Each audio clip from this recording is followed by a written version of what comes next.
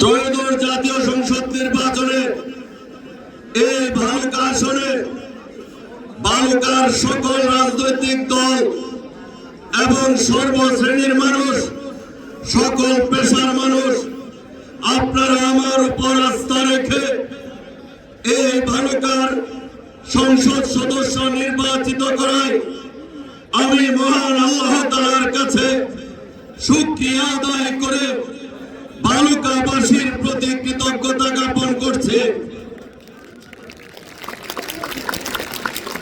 প্রিয় সাথী ভাইরা, আমি পূর্বেও বলেছি এই ভালুকা অত্যন্ত সৌভাগ্যবানদের একটি জন্মভূমি। সেই সৌভাগ্যবানদের মধ্যে আমি সর্বশ্রেষ্ঠ সৌভাগ্যবান।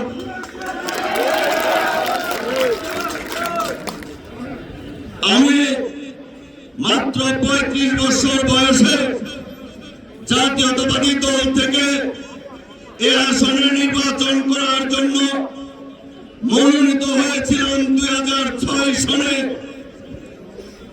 সেদিন ষড়যন্ত্রমূলক ভাবে আশায় সেই নির্বাচনটি সুসম্পন্ন হতে পারে নাই।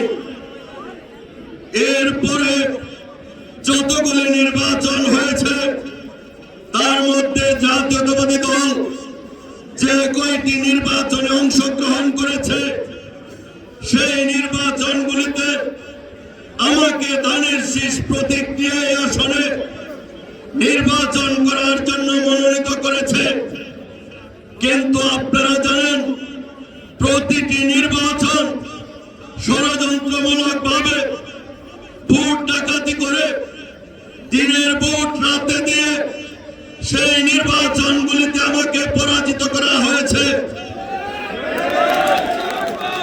আজকে বাংলাদেশের মানুষ 2024-এ 5ই আগস্ট ফ্যাসিস্ট বিদায়ের পর যখন সুষ্ঠু নির্বাচনের পরিবেশ হয়েছে, সেই সুষ্ঠু নির্বাচনের সময় আমরা যখন প্রস্তুতি গ্রহণ করেছি সামনে একটি সুন্দর সুষ্ঠু নির্বাচন হবে, সেই সময় ষড়যন্ত্রমূলক ভাবে জাতীয়তাবাদী দল থেকে আমাকে বহিষ্কার করানো হয়েছে।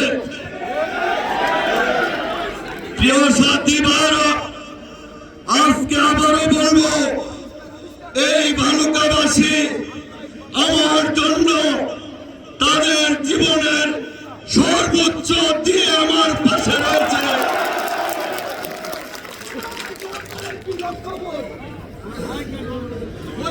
যখন আমার কোন দল ছিল না, যখন আমি দল থেকে বহিষ্কৃত ছিলাম, তখনও এই ভালুকাবাসী আপনারা আমার উপর আস্থা রেখে আমাকে শক্তি, সাহস এবং সমর্থন জুগিয়েছেন। আপনাদের সমর্থনে সারা ভালুকার মানুষ ঐক্যবদ্ধ থাকায় আমি বহিষ্কৃত থাকা অবস্থায় জাতীয়তাবাদী দল থেকে এই ত্রয়োদশ জাতীয় সংসদ নির্বাচনে ধানের শীষের প্রার্থী হিসেবে মনোনীত হয়েছে।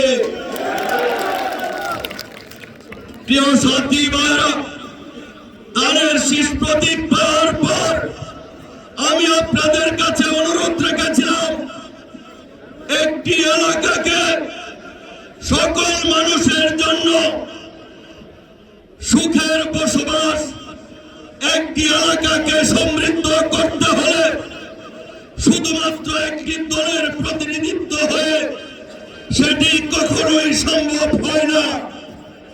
আপনারা যদি আমাকে অনুমতি দেন তাহলে আমি ভালুকার সকল রাজনৈতিক দলের সমর্থন আদায় করার চেষ্টা করব। সেদিন আপনারা আমাকে সম্মতি দেওয়ায় আমি ভালুকার সকল রাজনৈতিক দলের সাথে মত বিনিময় করেছি, আলোচনা করেছি। তাদের কাছে ভালুকার ঐক্যবদ্ধতা শান্তি শৃঙ্খলা বজায় রাখার জন্য বালুকার উন্নয়ন সমৃদ্ধি কামনায় তাদের কাছে সাহায্য সহযোগিতা এবং ভোট প্রার্থনা করেছে। আজকে এই বিজয়ের মুহূর্তে আমি শ্রদ্ধা ভরে সেই সকল ব্যক্তিদের কথা যারা আমাকে অন্য রাজনৈতিক দলের সদস্য হয়েও এই বালুকার শান্তি, বালুকার মানুষের ঐক্যবদ্ধতা, বালুকার মানুষের উন্নয়ন, ভাগ্য পরিবর্তনের কথা উল্লেখ করে আমার পক্ষে অবস্থান নিয়েছেন, তাদের সকলের প্রতি আমি কৃতজ্ঞতা এবং শ্রদ্ধা জানাই। প্রিয় সাথী ভাইয়েরা, আজকে আমি নির্বাচিত, আজকে আমাকে যারা ভোট দিয়েছেন তারা আমাকে ভোট দিয়ে নির্বাচিত করেছেন। আমি যারা আমাকে ভোট দিতে পারেন নাই আমি তাদেরকেও শ্রদ্ধা জানাই। আমি বলতে চাই, একজন জনপ্রতিনিধি নির্বাচন করলে তার সাথে আরো অনেকেই প্রতিদ্বন্দ্বী প্রার্থী থাকতে পারে, কিন্তু যখন নির্বাচন সম্পন্ন হয়ে যায়, জনগণ তাদের প্রতিনিধি নিযুক্ত করে, তখন আর কে ভোট দিল কে ভোট দেয় নাই তার কোনো বিভক্তি থাকে না। আজকে আবারও আপনাদের কাছে অনুরোধ জানাবো, যারা আমার নির্বাচন করেছেন তাদের প্রতি আমি যেমন কৃতজ্ঞ, যারা নির্বাচন করতে পারেন নাই তাদের প্রতিও কৃতজ্ঞ। আমি আপনাদের কাছে অনুরোধ রাখবো, এই নির্বাচন নিয়ে কোন বিরোধ, কোন বিভেদ সৃষ্টি করে বালুকার মানুষের মধ্যে কোন বিভক্তি আমরা সৃষ্টি করতে চাই না। আমি নির্বাচিত প্রতিনিধি হিসাবে যারা ভোট দিয়েছেন আর যারা ভোট দিতে পারেন নাই সকলকে একই দৃষ্টিতে, একই সমান দৃষ্টিতে আমি বালুকায় এই তাদের প্রতিনিধিত্ব করতে চাই। প্রিয় সাথী ভাইয়েরা, সেই ক্ষেত্রে আপনারা যারা আমার সাথে থেকে কষ্ট করেছেন, নির্বাচন করেছেন, তাদেরকে অনুরোধ জানাবো, আপনারা তার মধ্যে কোনো বিভক্তি সৃষ্টি করবেন না। আমি জানি নির্বাচনটি একটি যুদ্ধক্ষেত্রের মধ্যে পরিণত হয়েছে। প্রতিনিয়ত আমাদের কর্মীরা বিভিন্ন জায়গায় আহত হয়েছেন, গ্রেপ্তার হয়েছেন। আমাদের নিরীহ কর্মীরা পার্টির অফিসে বসা থাকা অবস্থায় আক্রমণের শিকার হয়েছেন, আহত হয়েছেন। আমাদের পার্টির অফিস বেশ কয়েকটি ভাঙচুর করা হয়েছে। আমাদের বেশ অনেকগুলি নেতা কর্মীকে গ্রেপ্তার করে জেলখানায় পাঠানো হয়েছে।